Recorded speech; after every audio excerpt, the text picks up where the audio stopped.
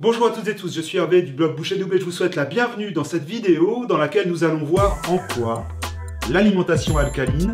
répond réellement et efficacement à nos besoins nutritionnels. Nos besoins nutritionnels sont avant tout des besoins hydriques. Nous avons besoin d'hydratation, donc d'eau.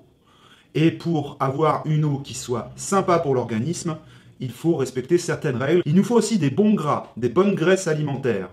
qui sont entre autres sources souvent d'antioxydants, dont les plus connus sont les oméga 3, 6 et 9. Mais il y a un équilibre, un ratio à respecter dans les apports en oméga, et on verra pourquoi ce ne sont pas toujours ceux qu'on attend qui sont présents dans l'alimentation. Il nous faut des fibres qui servent de prébiotiques aux intestins, pas de probiotiques qui soignent et qui boostent l'immunité s'il n'y a pas de prébiotiques. Autrement dit, s'il n'y a pas de support en fibres dans l'intestin, il est difficile pour les bonnes bactéries et les bons microbes de nous défendre en se développant de façon harmonieuse. Il faut, grâce à l'alimentation, arriver à couvrir aussi quotidiennement nos besoins en vitamines et en enzymes alimentaires qui sont très sensibles à la chaleur ou à l'oxydation en contact avec l'oxygène de l'atmosphère, de l'air. Les vitamines sont elles aussi sources d'antioxydants.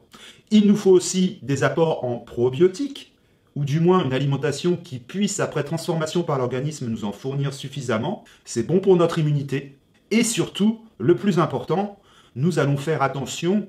aux minéraux, les minéraux essentiels, indispensables à l'organisme, qu'ils soient acidifiants ou alcalinisants. Nous allons apprendre à les doser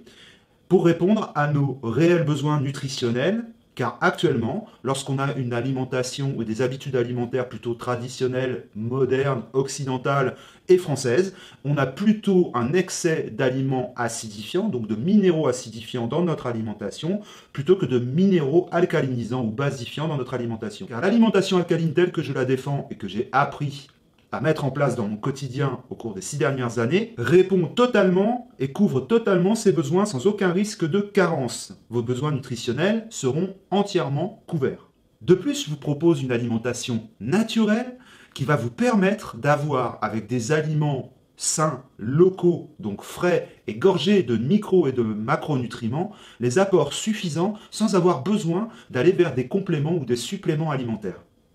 Cela permet aux nutriments micro et macro contenus dans les aliments de travailler en synergie, contrairement aux suppléments ou compléments alimentaires qui sont, au-delà du fait d'être des molécules de synthèse, souvent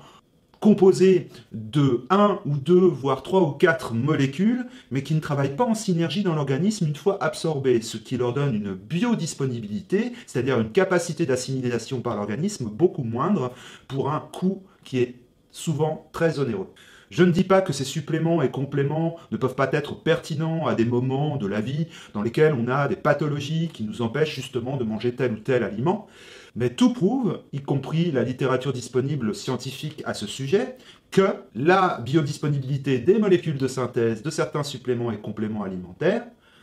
n'est pas suffisante,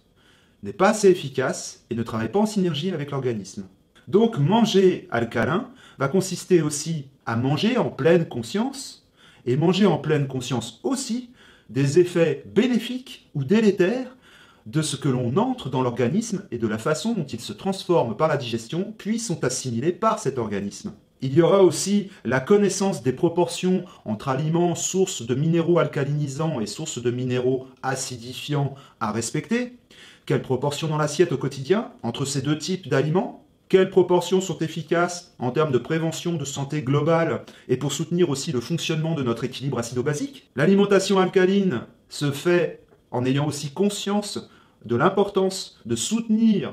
l'équilibre acido-basique et son fonctionnement, non pas pour maintenir un pH sanguin qui de toute façon sera maintenu coûte que coûte par l'organisme, mais justement pour éviter à l'organisme, pour le maintenir, d'épuiser les réserves de minéraux alcalins qui sont disponibles dans nos squelettes, nos tendons, nos dents, nos cheveux, nos ongles. Ceci en ayant là encore conscience des répercussions que pourrait avoir une acidose métabolique latente ou chronique, et ce qui fait le lit de maladie en créant les conditions nécessaires à celle-ci pour se sentir bien dans notre organisme et s'y installer, s'y développer. Lorsque je dis maladie, ce sont à la fois les maladies de société,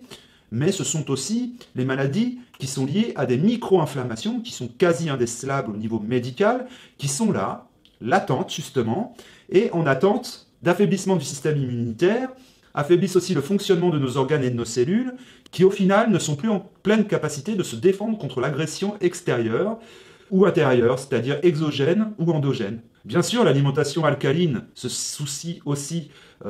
des connaissances en biochimie, quels échanges se passent dans l'organisme et en quoi sont transformés les aliments que l'on absorbe en fonction de ce qu'ils contiennent comme nutriments. Nous allons donc aborder une alimentation qui a des bases et des fondements scientifiques, qui dans une certaine mesure est évaluable et qui n'est pas du tout compliqué à mettre en place au quotidien et qui permet une certaine souplesse dans son fonctionnement. Je vous invite à vous inscrire sur cette chaîne si cette vidéo vous a plu aussi, à la liker avec un pouce bleu, ça m'aidera à être plus facile à trouver pour un certain nombre de gens qui ont envie d'alcaliniser leur hygiène de vie ou leur alimentation et savoir comment faire de façon fiable et pas sur fond de croyances.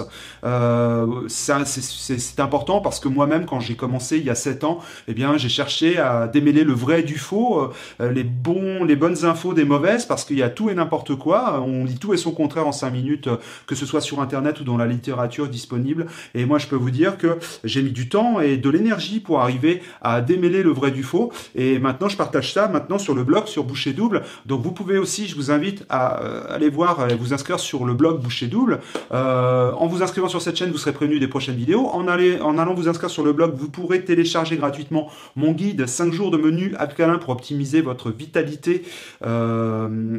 et ça vous aidera à vous mettre progressivement à l'alimentation alcaline. Il y aura 5 jours de menu avec la liste des courses, vous n'aurez plus qu'à aller faire vos courses et puis à tester cette alimentation et à voir si vous en ressentez les bienfaits au bout de 5 jours, ce qui arrive à beaucoup de gens qui arrivent de loin en alimentation et qui mangeaient auparavant des choses bon, plus ou moins traditionnelles ou voire de la malbouffe. Voilà, c'était mon cas aussi avant, donc je suis pas du tout jugeant par rapport à ça. Simplement, je sais que ça permet à des gens qui viennent de très loin en alimentation d'éprouver déjà du mieux-être, du bien-être, et ça c'est très important, parce que quand on va mieux déjà dans sa tête, on va aussi mieux dans son corps. Voilà. Donc pour ça, vous pouvez vous inscrire ici, vous pouvez vous inscrire sur le blog, je vous invite à faire les deux, bien sûr, si toutefois le sujet vous intéresse. Et je vous dis à bientôt dans une prochaine vidéo. Prenez soin de vous. Au revoir.